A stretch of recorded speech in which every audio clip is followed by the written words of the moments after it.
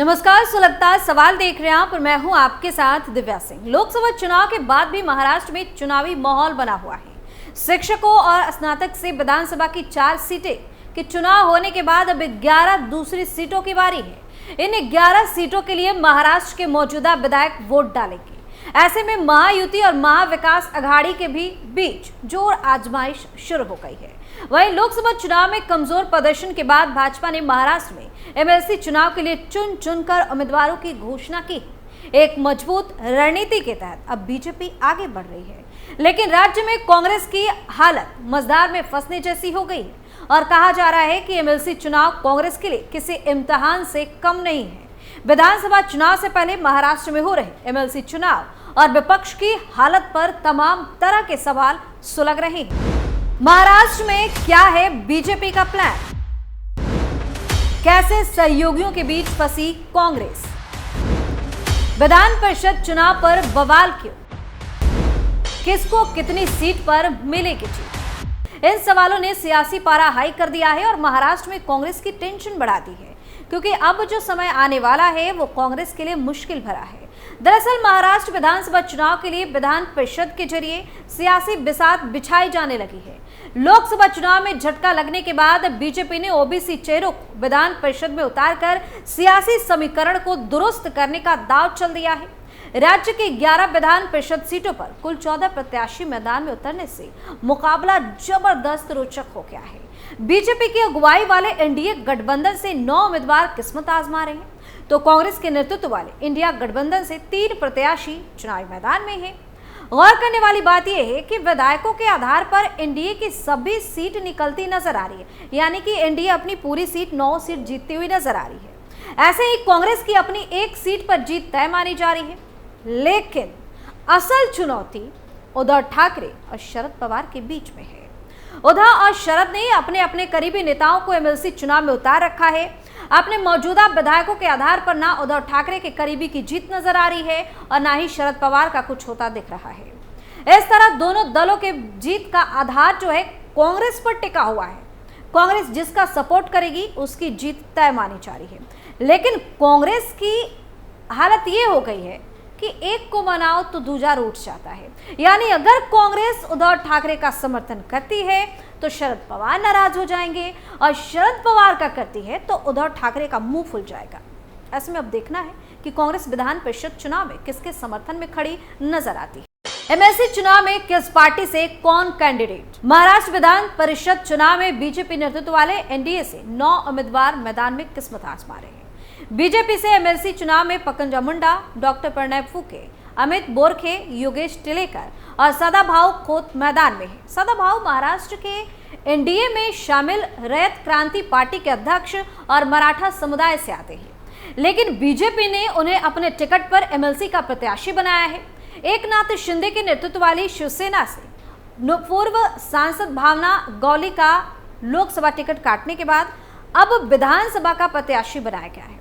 इस तरह से कृपाल तुमाने को भी एकनाथ शिंदे ने शिवसेना से विधान परिषद में भेजने के लिए टिकट दे दिया है।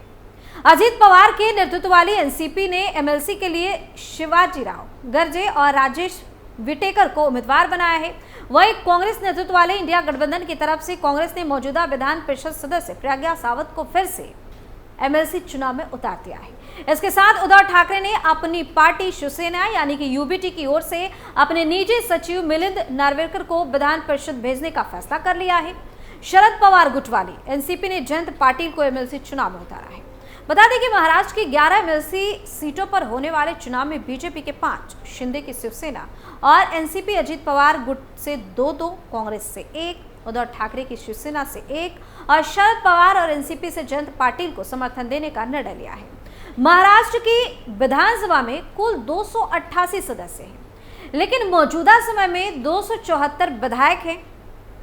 इस लिहाज से एमएलसी सीट जीतने के लिए प्रथम वरीयता के आधार पर कम से कम 23 विधायकों के समर्थन चाहिए। बीजेपी के 103 विधायक हैं, तो उसके सहयोगी अजित पवार की एनसीपी के पास 40 विधायक और शिंदे की शिवसेना के 38 विधायक। इसके अलावा एनडीए के अन्य सहयोगी दलों और निर्दलीय विधायकों को मिलाकर एनडीए के पास 203 विधायकों का समर्थन है। इस आधार पर सत्ताधारी दल अगर 4 विधायकों का और समर्थन जुटा लेती है तो उसके सभी 9 एमएलसी प्रत्याशी की जीत तय हो जाएगी। और ये आसान दिख रहा है क्योंकि यहाँ पे शाह का जो तगड़ा प्लानिंग है वो हो सकता है काम आ जाए। दूसरी तरफ विपक्ष की राह आसान नहीं दिख रही है क्योंकि इंडिया गठबंधन के पास 71 विधायकों का ही समर्थन है, जिसमें कांग्रेस के 37 विधायक हैं। इसके अलावा उद्धव ठाकरे की शिवसेना के 16 विधायक हैं और शरद पवार की एनसीपी के पास 12 विधायक हैं। इससे सपा के 2 विधायक, सीपीआई-एम के 2 विधायक और 3 अतिरिक्त विधायकों का समर्थन भी है। इंडिया गठबंधन के विधायकों की संख्या के आधार पर तीनों सीटें जीत सकती है, लेकिन उसके लिए अन्य दलों के विधायकों को जोड़कर रखना होगा और कांग्रेस विधायकों के विश्वास को भी बनाए रखना होगा क्योंकि यहाँ कांग्रेस की भूमिका किंग मेकर की दिख रही है। इंडिया गठबंधन में सबसे बड़े दल के तौर पर कांग्रेस है। कांग्रेस के मौजूद विधायकों की संख्या के आधार पर प्रज्ञा सातव की जीत तय मानी जा रही है। कांग्रेस के 23 विधायकों का प्रज्ञा सातव के वोट मिलने के बाद उसके 14 वोट अतिरिक्त बच जाएंगे। शरद पवार के पास 12 विधायकों का फिलहाल समर्थन है, जिसके चलते उन्हें अपने प्रत्याशी को जिताने के लिए 11 अतिरिक्त वोटों की जरूरत हो गई, यानी कि और 11 वोट चाहिए क्योंकि 23 वोट चाहिए। इसी तरह उद्धव ठाकरे की शिवसेना के पास 16 विधायक हैं। इस लिहाज से शिवसेना प्रत्याशी मिलिंद नार्वेकर को पार्टी के 16 विधायक के बाद 7 अतिरिक्त विधायकों की वोट की जरूरत पड़ेगी। बता दें कि शरद पवार के जयंत पाटिल और उद्धव ठाकरे के मिलिंद नार्वेकर दोनों की जीत का दारोमदार कांग्रेस के ऊपर टिका हुआ है। कांग्रेस जिसको चाहेगी उसकी नैया पार लगाएगी, जिसको चाहेगी उसको डुबा देगी क्योंकि कांग्रेस के 14 अतिरिक्त विधायकों का वोट जिसके पक्ष में जाएगा उसकी जीत होगी। नार्वेकर को अगर अपनी जीत सुनिश्चित करनी है तो 8 वोट जुटाने होंगे, जबकि शरद पवार के जयंत पाटिल को अपनी जीत के लिए 11 वोट चाहिए। ऐसे में देखना है कि कांग्रेस के अतिरिक्त वोट शरद पवार के उम्मीदवार को मिलते हैं या फिर उद्धव ठाकरे के मिल जाते हैं। महाराष्ट्र विधान परिषद चुनाव में अगर एनडीए बनाम इंडिया की लड़ाई होती है तो फिर मुकाबला रोचक होगा। एनडीए को निर्दलीय विधायकों के समर्थन के बाद भी 4 वोट की जरूरत है, जबकि इंडिया गठबंधन अगर एकजुट रहता है और कांग्रेस के अतिरिक्त वोट का बंटवारा सही तरीके से हुआ तो फिर तीनों सीटें उसके खाते में जा सकती है। हालांकि इंडिया गठबंधन को कांग्रेस, उद्धव ठाकरे और शरद पवार खेमे के विधायकों के साथ साथ सपा और ओवैसी के 2-2 विधायक का भी समर्थन जुटाए रखना होगा, जो कि बहुत मुश्किल है क्योंकि राजनीति में कब क्या हो जाए, किसका मन बदल जाए, कुछ कहा नहीं जा सकता। कब कौन से लोग पलटे मारते।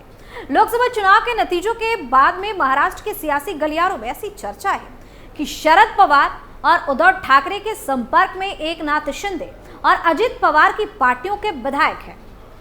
हालांकि इसमें कितनी सच्चाई है ये तो आने वाला वक्त ही बताएगा।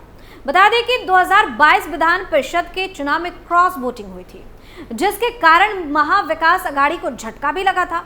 इसके चलते ही इंडिया गठबंधन को अपने समर्थक विधायकों का विश्वास बनाए रखना होगा। लेकिन एक बात साफ है कि जोड़ तोड़ की सियासत तेज होगी। ऐसे में देखना दिलचस्प होगा कि क्या उद्धव ठाकरे और शरद पवार 2 साल पहले मिली हार का हिसाब बराबर कर पाएंगे क्या। तो विधान परिषद के चुनाव में एक बार फिर से महायुति और महाविकास अघाड़ी के बीच जोर आजमाइश की संभावना है। 12 जुलाई को होने वाले चुनाव के लिए बीजेपी ने 5, शिवसेना और एनसीपी से 2-2 और एमवीए सहयोगियों कांग्रेस, शिवसेना, यूबीटी और पीजेंट्स एंड वर्कर्स पार्टी से 1-1 अपना नामांकन दाखिल किया है। एक कैंडिडेट को जीतने के लिए प्रथम वरीयता के आधार पर 23 वोट चाहिए। सत्तारूढ़ गठबंधन के पास 181 की ताकत है, जबकि विपक्ष के पास 64 की ताकत है। 29 विधायक हैं जो या तो स्वतंत्र हैं या छोटे दलों से हैं। दोनों पक्षों के पास अपने अपने उम्मीदवारों को निर्वाचित कराने के लिए पर्याप्त वोट नहीं है, इसलिए छोटे दलों और निर्दलियों की पूछ बढ़ गई है और यही यहाँ पर काम आएंगे। इन्हीं से जोड़ तोड़ की राजनीति देखने को मिलेगी। महायुति में अजित पवार और मुख्यमंत्री एकनाथ शिंदे की अगुवाई वाली शिवसेना के सामने विधायकों को एकजुट रखने की चुनौती है। ऐसे में राजनीतिक विश्लेषकों का कहना है कि विधान परिषद के चुनाव में शक्ति प्रदर्शन होगा। इसमें कोई भी खेमा भारी पड़ सकता है, यानी 12 जुलाई को पता चल जाएगा कि किस में कितना है दम। लेकिन एक बात तो साफ है कि विधान परिषद चुनाव के जरिए ही राज्य में विधानसभा चुनाव की राहें आसान करने में तमाम पार्टियां लगी हुई हैं और विधानसभा के लिए अभी से ही बीजेपी ने मजबूत रणनीति बनानी शुरू कर दी है, जो इंडी गठबंधन पर भारी पड़ सकता है। ऐसे में देखना दिलचस्प होगा कि 12 जुलाई को क्या होता है। क्या शाह की कोई मजबूत रणनीति काम आती है? सुलगता सवाल में फिलहाल के लिए इतना ही। देखते रहिए कैपिटल टीवी। नमस्कार।